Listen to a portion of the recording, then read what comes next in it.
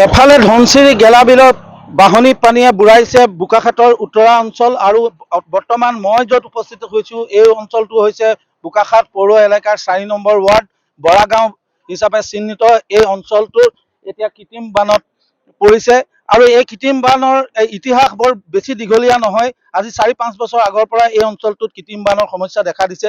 এই কাৰণ এটা ইয়াত বসতি যথেষ্ট বাঢ়িছে আৰু মোৰ বাওঁহাতে থকা যিখন পথাৰ মই অমৰৰ জৰিয়তে দেখুৱাইছোঁ এই পথাৰখন জামনি পথাৰ এখন বৃহৎ আকাৰৰ পথাৰ আছিল। ইয়াত লাহে লাহে ইয়াত জনসংখ্যা বৃদ্ধি পাবলৈ ধৰিলে মাটি বাৰী বিক্ৰী হ'ল আৰু বিক্ৰী হোৱাৰ ফলত ইয়াত যি ধৰণৰ ঘৰ নিৰ্মাণ হ'ল কিন্তু ঘৰ নিৰ্মাণ হোৱাৰ পাছত ইয়াত পৌৰসভাৰ বোকাখাত পৌৰসভাৰ কোনো মাষ্টাৰ প্লেন নথকাৰ বাবে ইয়াত নলা নৰ্দমাৰ ব্যৱস্থা কোনো সুবিধা নথকাৰ বাবে আচলতে এই ধৰণৰ কৃত্ৰিম বানৰ সমস্যাত ভুগিবলগীয়া হৈছে এতিয়া 4 নম্বৰ ৱাৰ্ডৰ আৱাসীসকল।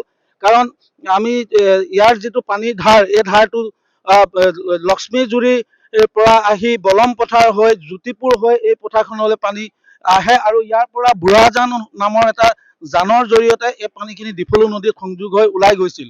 কিন্তু পৰৱৰ্তী সময়ত আমি দেখিলোঁ ইয়াত জনবসতি যেতিয়া জামনি পথাৰত যেতিয়া বসতি আৰম্ভ হ'ল ইয়াত ঠায়ে ঠায়ে মাটি ভৰাই পেলোৱা হ'ল। তাত কিন্তু পানী ওলাই যোৱাৰ যিটো প্ৰাকৃতিক যিটো নলা আছিল সেই নলাটো কিন্তু এতিয়া বন্ধ হৈ পৰিল। গতিকে ইয়াৰ ফলতে দুৰ্ভোগ যাতনা ভুগিবলগীয়া হৈছে বৰাগাঁও আৱাসীসকলে আৰু ইয়াৰ 4 নম্বৰ ৱাৰ্ডত কৃত্ৰিম বানৰ এই যি সমস্যা এই সমস্যা এতিয়া ভয়াৱহ ৰূপ ধাৰণ কৰিছে। এগৰাকী ছাত্ৰ নেতা কংকজ বৰা মই আপোনাৰ ওচৰলৈ আহিছোঁ। আপোনালোকৰ জন্ম ইয়াত আপোনালোকৰ গোটেই বংশ পৰিয়াল ইয়াত শ বছৰ আছে। এই অঞ্চলটোত আগতে 4-5 বছৰ আগত ইয়াত বানপানী হোৱা নাছিল কিন্তু লাহে এই কৃত্ৰিম বানৰ সমস্যা দেখা দিছে। আপোনালোকৰ নানান সমস্যা হৈছে। চাওক ইয়াৰ কাৰণে মই পোনছাতে আমাৰ বোকাখাত পৌৰসভাক জগৰীয়া কৰিব বিচাৰিম, কিয়নো তেওঁলোকে বৈজ্ঞানিক পদ্ধতিৰে অৱলম্বন কৰি নলা নৰ্দমাসমূহ চাফ কৰিব লাগিছিল সময়মতে। দ্বিতীয়তে নলা নৰ্দমাসমূহ বনোৱাৰ ব্যৱস্থা কৰিব লাগিছিল।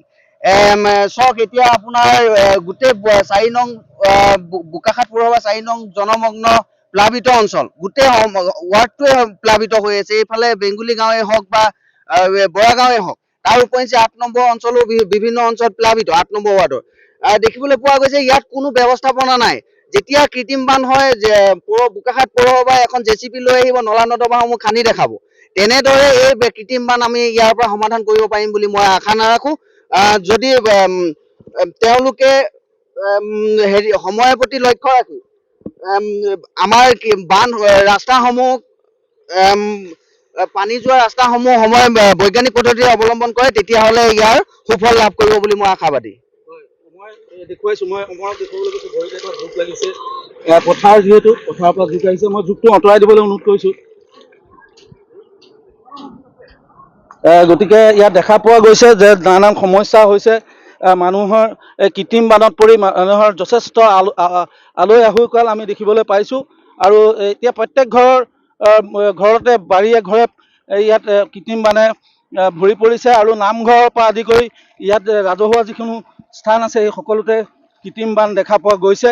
গতিকে ইয়াৰ এটা উচিত সমাধান ৰাইজে বিচাৰিছে, অন্যথা ভৱিষ্যতলৈ ইয়াতকৈ ভয়াৱহ কৃত্ৰিম বানে হয়তো এই অঞ্চলটো বুঢ়াই পেলোৱাৰ আশংকা কৰা হৈছে।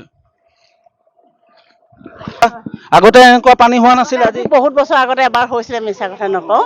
আমি তাৰ পৰা নাই হোৱা। এতিয়া কিবা কি চনত হৈছিলে মই পাহৰি থাকিলোঁ কথাটো।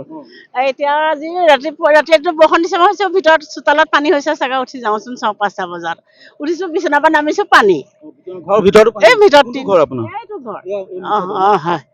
আগতে হোৱা নাছিল, আগতে হৈছিল এবাৰ হৈছিল খুব আগতে আপোনালোকে কি কাৰণে এইটো হ'ব পানী কিহৰ কাৰণে হৈছে বুলি ভাবে? আমাৰ আগতে এইটোৱে আছিলে যে এইফালে আমাৰ পানী যোৱা লুৰ এটা আছিলে, এইখিনিত নদী অকণমান জান নিচিনা নদী এখন আছে যে তাত পৰেগৈ। ইয়াত সিমান পানী নহয়।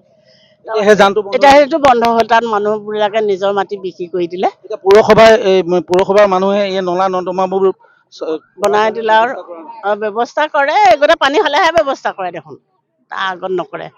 ৰাস্তাও মই ঘৰটো আইতাক দেখুৱাবলৈ অনুৰোধ কৰিছোঁ অমৰৰ জৰিয়তে। আইতাৰ যিটো ঘৰ এই ঘৰটো সম্পূৰ্ণৰূপে পানী সোমাইছে আৰু ঘৰৰ ভিতৰলৈকে পানী সোমাইছে। মই অমৰৰ জৰিয়তে দৃশ্যটো দেখুৱাবলৈ অনুৰোধ কৰিছোঁ।